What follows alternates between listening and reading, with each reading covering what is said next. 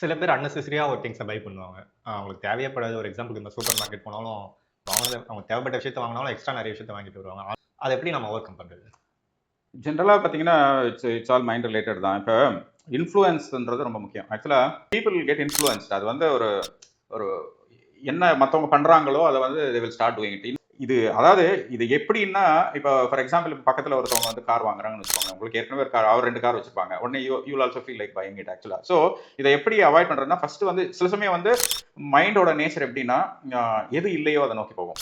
இப்ப நீங்க வந்து தேவையா தேவையில்ல அதெல்லாம் பார்க்காது. எது இல்லையோ இன்னொருத்தவங்க வச்சிருக்காங்க, இல்ல எது இல்லையோ அத நோக்கி போகும். ஸோ இப்போ வந்து இது மேஜரா வந்து இன்ஃப்ளூயன்ஸ் தான். பக்கத்துல இருக்கிறவங்க, அத ஒரு சொசைட்டில ஒரு இன்ஃப்ளூயன்ஸ் ஆகி வாங்குறது தான். ஸோ ஃபர்ஸ்ட் வந்து you have to ask your mind.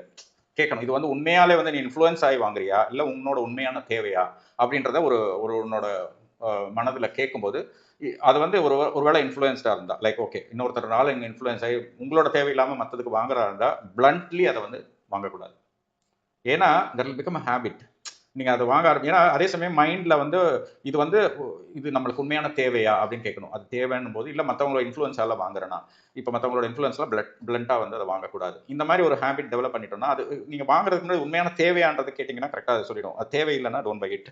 இந்த மாதிரி ஒரு ஹேபிட் டெவலப் பண்ணிட்டோம்னா டெஃபினட்டா will stop buying unnecessary things.